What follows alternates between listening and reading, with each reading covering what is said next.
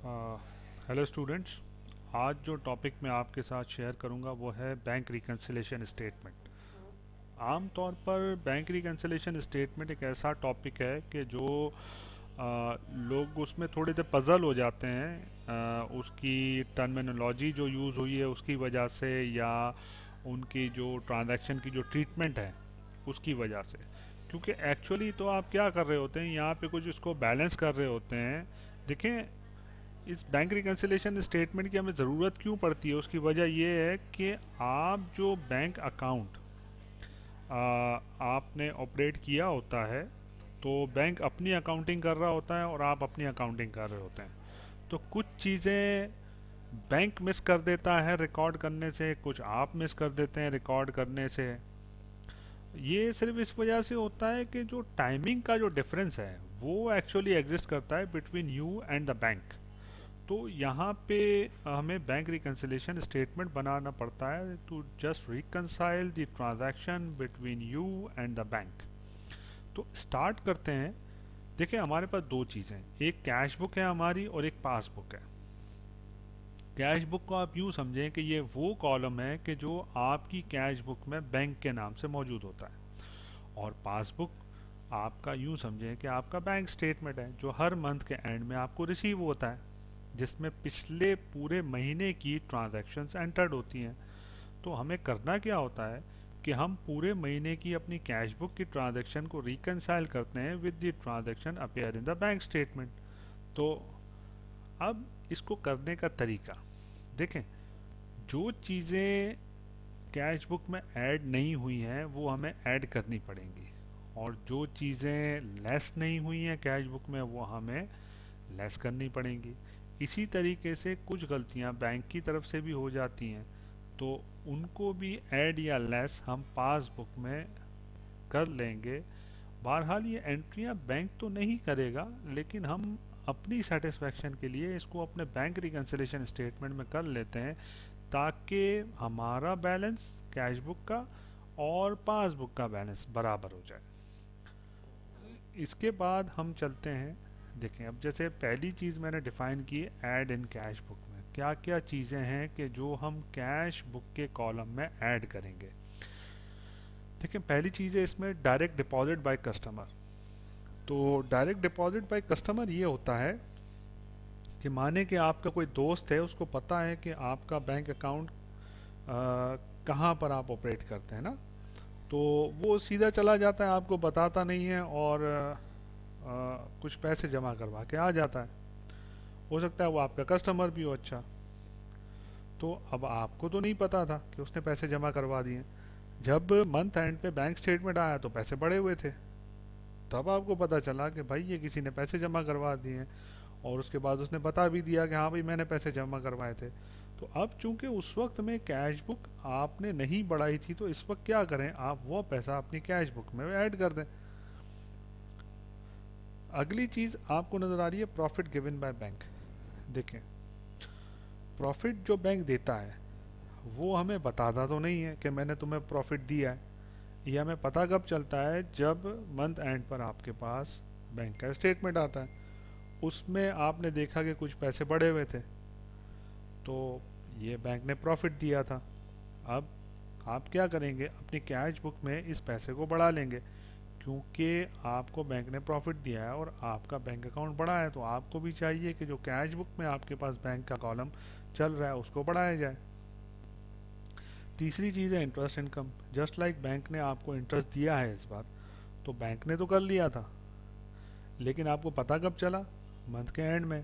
लिहाजा आप cash book के बैंक कॉलम में इस बार इंटरेस्ट इनकम को ऐड कर लीजिए। चौथी चीज़ है check deposited but not recorded in cash book. देखिए, कभी कभार ऐसी गलती हो जाती है हमसे कि अकाउंटेंट जो है वो चेक तो डिपॉजिट करवा देते हैं बैंक में, या कोई और दूसरा बंदा पार्टी से चेक लेता है और उसको डिपॉजिट करवा देता है और अकाउंटेंट को बताना भूल जाता है। तो अकाउंटेंट ने तो रिकॉर्ड नहीं किया चेक को। अब at the end of the month होता ही है कि जब बैंक स्टेटमेंट आता है तो उसमें तो ये अमाउंट अपेयर हो रहा होता है कि भाई आपका बैंक बैलेंस बढ़ा हुआ है, क्योंकि वो चेक आपने डिपॉजिट करवाया। लेकिन अकाउंटेंट को तो पता ही नहीं था, क्योंकि उसको किसी ने बताया नहीं। तो अब क्या होता है कि आप कैश कॉलम में उस कैश बुक के बैंक कॉलम में आप उसको बढ़ा लेंगे। अच्छा, एक ये दो बातें जो आखिरी लिखी हुई हैं, debit side of cash book was under cast या credit side of cash book was overcast, इसको समझने की ज़रूरत है, क्योंकि एग्जामिनर मोस्टली इन दो चीज़ों पे आपको बहुत ट्विस्ट करने की कोशिश करेगा क्वेश्चन में। देखें, debit side of the cash book was under cast, यानी कि जो पैसा आपके पास जो डेबिट साइड है, यानी कि जो मेरे पास पैसा आने वाली साइड होती है वो कम लिखी हुई है, यानी कि मेरे पास पैसा कम लिखा हुआ है तो मैं इसको ऐड कर दूंगा। और credit side of the cash book was overcast, यानी कि जो क्रेडिट साइड मेरे पास जाने वाली साइड है पैसों की, वो बहुत ज़्यादा लिखी हुई है, तो मैं इसको क्या करूँगा, इसको भी मैं ऐड कर दूंगा। तो इसको क्लियरली आप समझिएगा।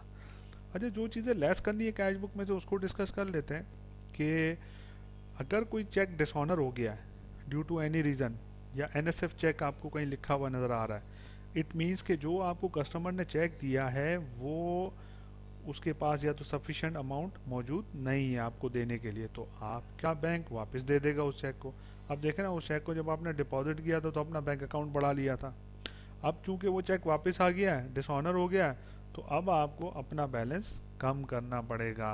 बैंक चार्जेस लिए हैं बैंक ने आपसे, तो अब जब भी बैंक चार्जेस काटता है तो आपको बताता थोड़ी है, वो तो आपको पता चलता है अपने स्टेटमेंट से। जब स्टेटमेंट आया तो पता चला कि जी इतना तो बैंक ने इतना चार्ज किया है या इतना इंटरेस्ट चार्ज किया है।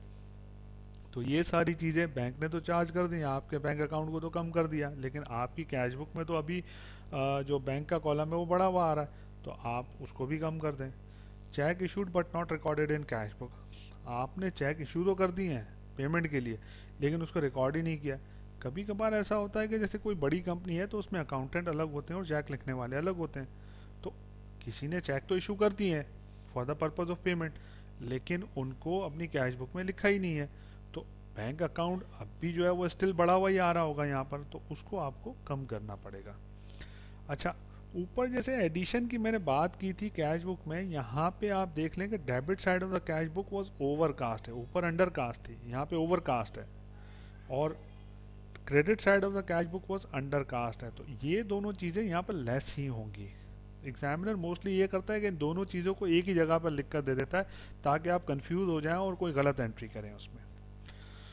अच्छा, आप दूसरी तरफ चलते हैं कि वो कौन कौन सी एंट्रीज है जिनकी वजह से आपको जो बैंक स्टेटमेंट का जो कॉलम है या पासबुक का जो कॉलम है उसमें कुछ एडजस्टमेंट करनी होती हैं। जैसे अगर आपके पास कोई अनक्लियर चेक है, अनक्लियर चेक को समझ लें, अनक्लियर चेक ये होते हैं कि आपने लेट सपोज के चेक्स तो डिपॉजिट करवा दिए हैं लेकिन बैंक स्टेटमेंट में वो अपीयर नहीं हुए। या आमतौर पर होता है कि जब आप मंथ एंड पर जो अपने चेक्स डिपॉजिट करवा देते हैं जो पार्टीज़ ने आपको दिए हैं, तो अब जैसे आपने डिपॉजिट करवाया 29 तारीख को, तो लेट सपोज के वो क्लियर हुआ 1 तारीख को, लेकिन आपका जो बैंक स्टेटमेंट है वो तो बना है 30 तारीख तक का, तो उसमें वो जो चेक आपने डिपॉजिट करवाया था 29 को वो तो अपीयर नहीं हो रहा होगा।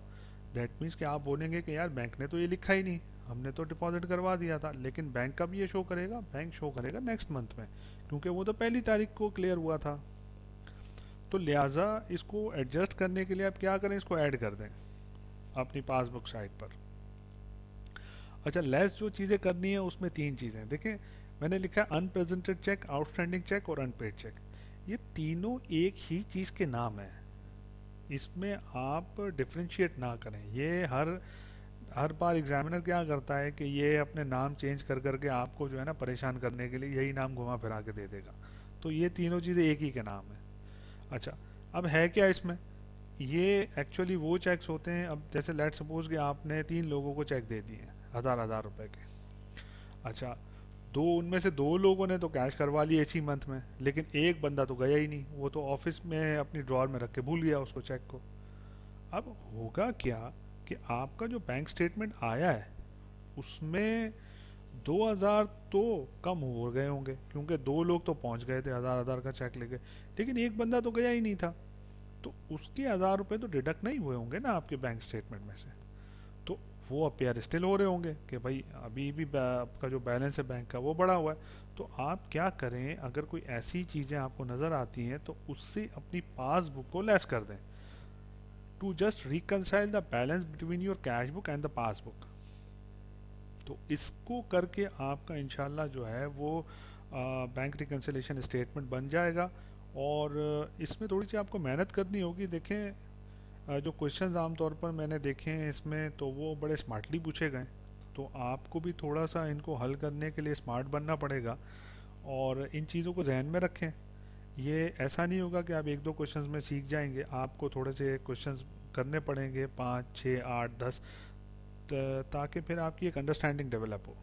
आई होप कि ये आपको वीडियो पसंद आई होगी और इसका फीडबैक ज़रूर दीजिएगा। और अगर इसमें आपको फर्दर कोई क्वेरीज हैं या आपको कोई बात समझनी है या आपके कुछ क्वेश्चंस हैं, तो आप प्लीज़ मुझे कमेंट बॉक्स में लिखिएगा और मेरा चैनल ज़रूर सब्सक्राइब कीजिएगा, ताकि मैं आपको और भी मज़ीद चीज़ें फराहम कर सकूं। Thank you.